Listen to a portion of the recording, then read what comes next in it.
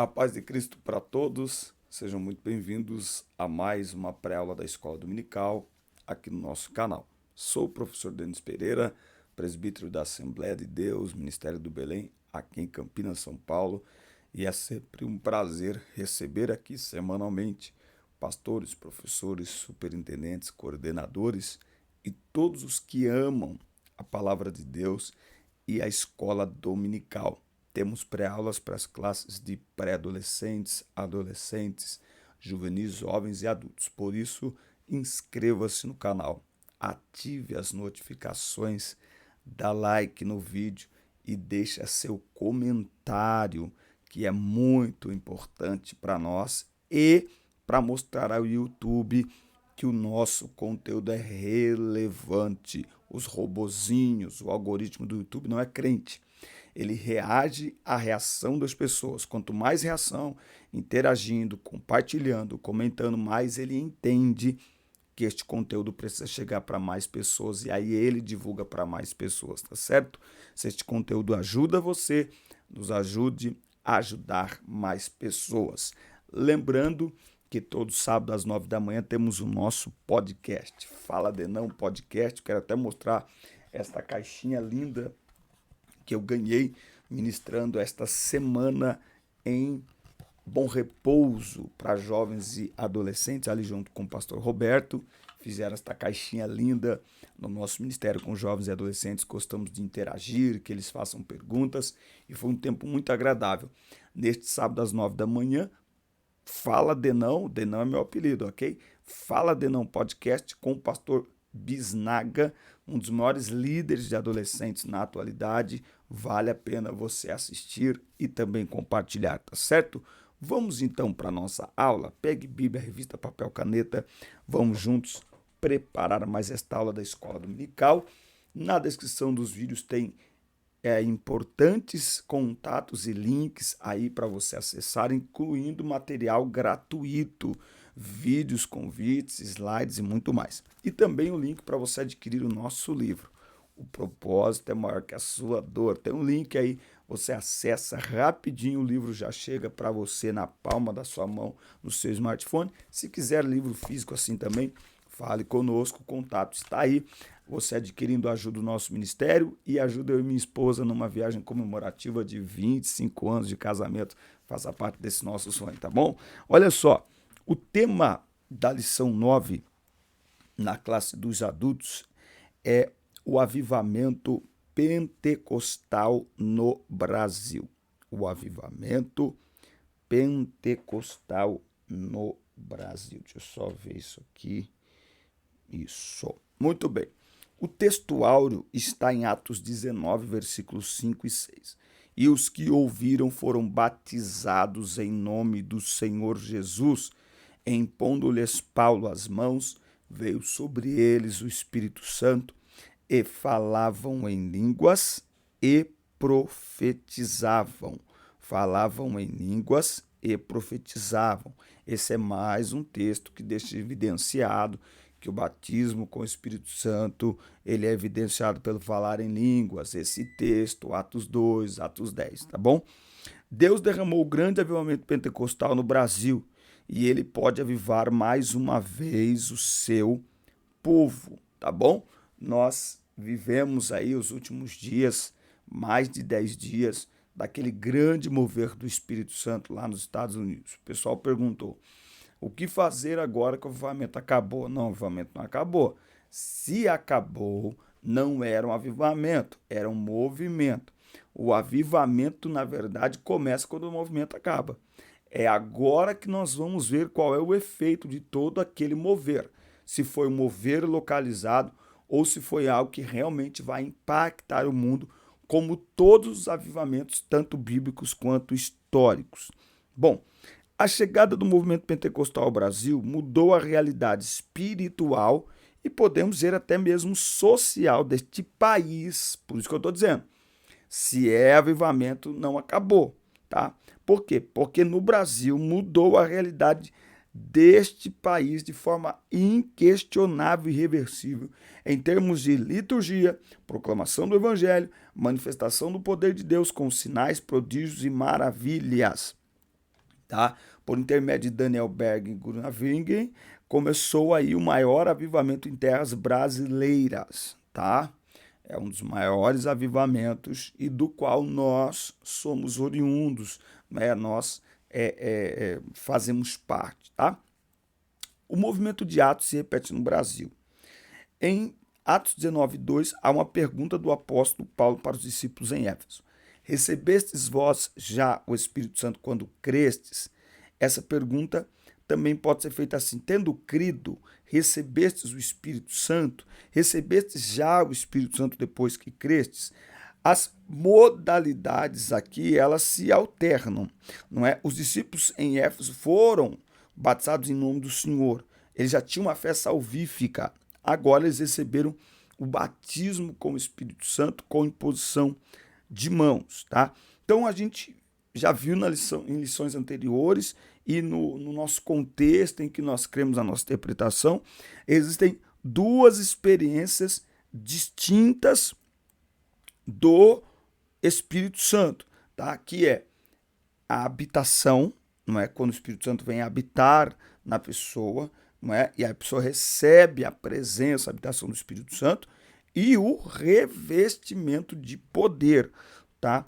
O revestimento de poder. A experiência do batismo do Espírito Santo é tão distinta da salvação que aquela pode ser identificada fisicamente por meio de línguas como confirmação do dom de Deus, tá? Então, o batismo com o Espírito Santo, ele é evidenciado pelo falar em línguas. A habitação do Espírito Santo é evidenciada pelo fruto do Espírito, o que demonstra que o crente se tornou habitação do Espírito, é o fruto do Espírito, Gálatas 5, 22 em diante. O revestimento é o falar em línguas, tá bom? E aí a gente sempre faz essa distinção, porque o dom é um revestimento de poder, certo? Então, um crente não é conhecido, não tem sua fé confirmada e aprovada por dons, Mateus 7, 21 a 23, mas pelo fruto do Espírito, tá? Então, isso aí aconteceu aqui no Brasil também, tá? E isso trouxe, com o Daniel Berg e Gunnar Wingren, trouxe aí um fervor espiritual ainda maior. Então, os cristãos brasileiros já serviam a Deus, mas não havia, pelo menos neste nível nacional, esse mover do Espírito Santo aqui. Não significa que os irmãos não eram crentes, não significa que eles eram frios espiritualmente, tá? Nós precisamos ter muito cuidado. Alguém que não é batizado com o Espírito Santo ou alguém que não crê como nós cremos, porque existem igrejas que eles não creem no batismo do Espírito Santo com a evidência de falar em línguas. Isso não significa que eles sejam frios espiritualmente, tá bom? O batismo com o Espírito Santo é mais um elemento do fervor espiritual. Mas a grande chave do fervor espiritual é amor e prática da palavra de Deus, certo? Tópico 2, se você não se inscreveu ainda, inscreva-se, ative as notificações, dá like no vídeo e deixa seu comentário aí que é muito importante para nós. O nascimento de um novo movimento. A pregação dos missionários chamou a atenção das igrejas tradicionais, causando incômodo e preocupação, claro. Eles não foram bem aceitos pelos pastores nas igrejas históricas. A irmã Celina de Albuquerque, membro de uma igreja tradicional, aceitou a mensagem do batismo com o Espírito Santo e tomou a decisão de ficar em casa orando a Deus para que ele confirmasse que aquela doutrina estava correta. E assim, ela recebeu o batismo do Espírito Santo, sendo aí a primeira, considerada a primeira brasileira a ser batizada com o Espírito Santo nesse país, não é? E claro que esse mover de Deus, ele trouxe oposição, como toda vez que acontece algo diferente, o avivamento, porque o avivamento ele quebra algumas regras, ele quebra algumas liturgias. Eu até venho perguntando, né? Se isso que aconteceu nos Estados Unidos acontecesse dentro de uma igreja, teria durado tanto tempo? Provavelmente não. Outra pergunta: quanto da nossa liturgia tem impedido, assim, grandes mover de Deus? Eu falo isso porque, como eu prego muito para jovens e adolescentes, e eu prego muito em acampamento. E quem faz acampamento sabe que o culto no acampamento, o mover no acampamento, ele me parece assim que ele é um pouco mais denso, tá? Porque na igreja parece que a gente estabeleceu, baseado no texto que diz que tudo se faz com ordem e decência, mas a gente estabeleceu uma liturgia que não pode mudar. Então, a oração, a pregação, a saudação, a gente faz uma programação e pega o Espírito Santo e encaixa naquela programação e nada pode fugir. 3 hinos da harpa, leitura. Todo domingo é assim. Você vai para a igreja, você pode não saber quem terá as oportunidades, mas você já sabe como que vai funcionar. 3 hinos da harpa, leitura oficial, uma oração, departamentos, uma saudação ou outra no meio, oferta e pregação. Pronto, é isso. Então, não tem não tem. Né? E aí quando tem um culto lá de jovens e adolescentes, por exemplo, que muda alguma coisa, uma iluminação de igreja, tem gente que reclama. Quando vai para um acampamento, que aí já não tem essa liturgia. Mas também não estão querendo cantar o hino da harpa. Não é que não estão querendo cantar o hino da harpa, é que muitas vezes a liturgia está engessada. E o Espírito Santo não opera numa liturgia engessada. Aí no acampamento, como muda toda a programação, e canta à vontade, prega à vontade, existe um mover mais denso do Espírito Santo. Por quê? Porque existe uma sensibilidade maior. Por quê? Porque a liturgia, a ordem de decência, não pode atrapalhar ou querer engessar o mover do Espírito Santo. Claro que houve crescimento e crescimento produz perseguição. A perseguição contra os pentecostais eram grandes, tá? Eles se davam na esfera litúrgica, entre outros. Por exemplo, nos primeiros batismos no Pará, alguns inimigos da obra tentaram impedir o ato batismal. Há registro de que um deles até sacou um punhal para investir contra o missionário Gunnar Wingren, tá? Então, tem aí algumas situações em que houve muita perseguição, muita oposição.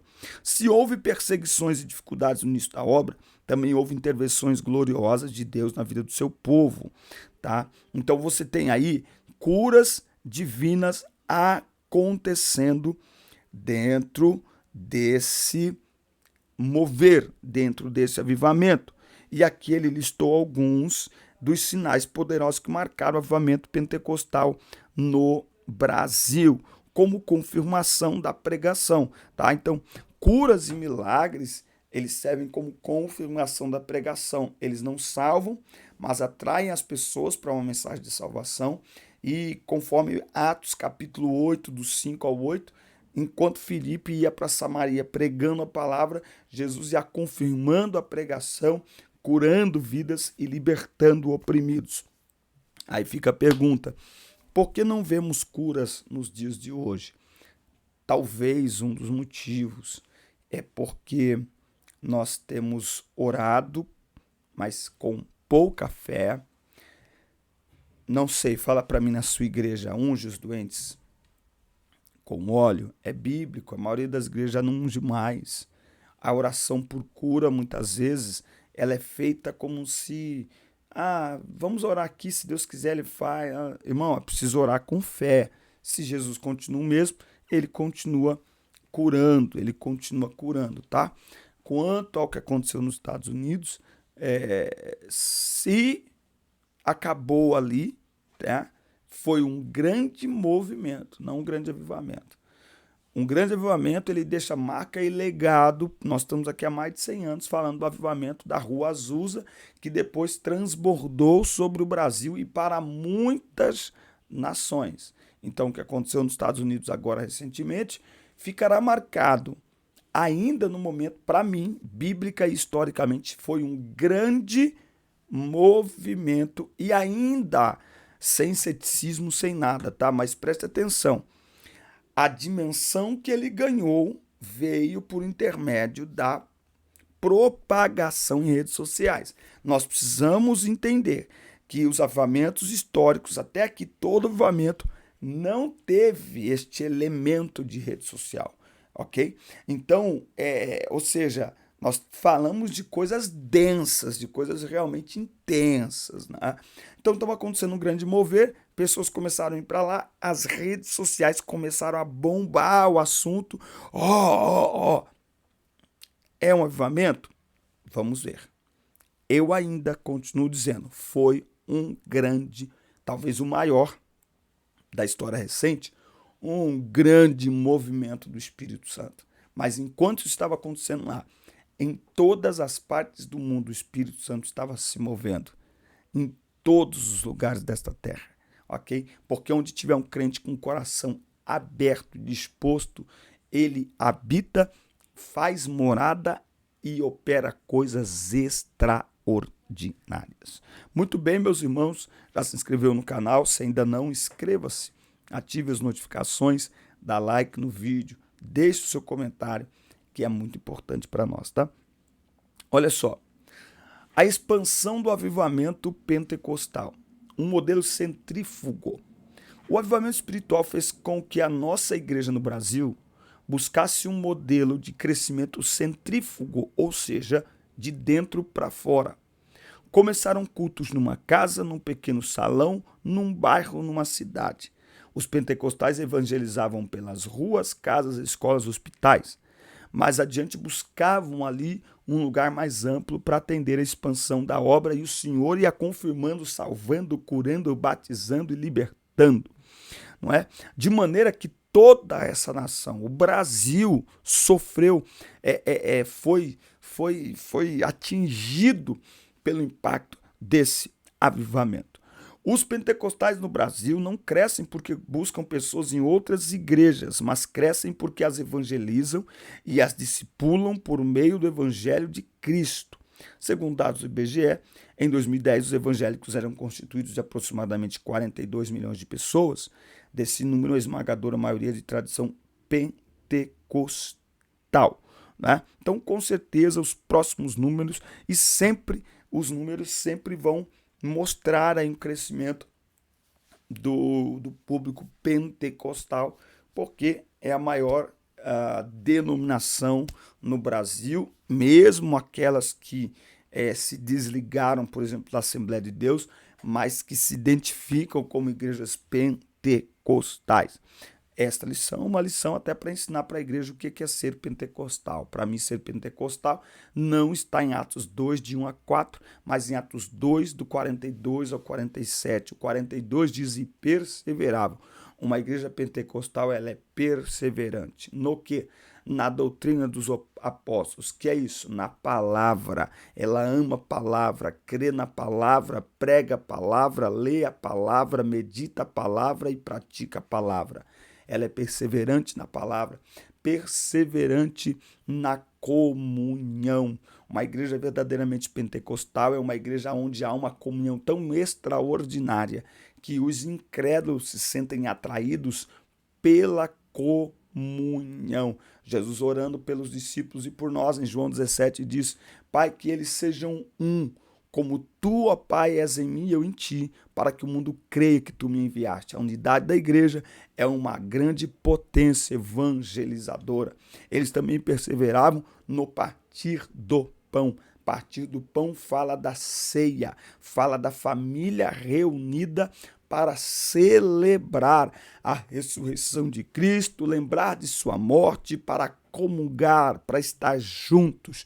A igreja pentecostal não abre mão, não apenas do ato da ceia do Senhor, mas de viver ao redor da mesa, de repartir com os irmãos para que ninguém tenha necessidade. E eles eram perseverantes na oração. Uma igreja pentecostal, um crente pentecostal ama orar, não porque é bom na oração, não porque é um crente mais forte e santo da igreja, mas porque entende que a oração é o meio pelo qual nós nos aproximamos do Senhor. A oração é o meio pelo qual nós nos relacionamos com Deus. Por isso, para mim, e biblicamente falando, isso é uma igreja pentecostal.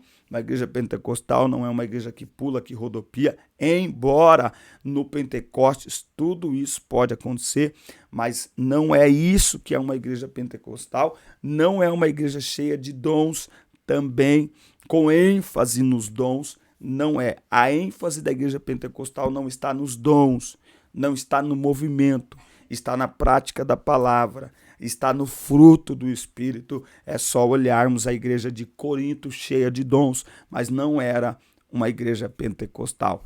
Que Deus nos guarde, que Deus nos ajude e que nós continuemos sob o poder do Espírito Santo, crescendo cada dia mais, dando glória ao nome de Jesus. Amém, meus amigos? Olha só, no próximo dia 5, no próximo domingo, a próxima aula, nós falaremos sobre o avivamento na vida pessoal. Vai ser demais, extraordinária mais uma aula. Forte abraço, assista, curta, compartilhe, inscreva-se no nosso canal e até o nosso próximo encontro. Deus abençoe vocês.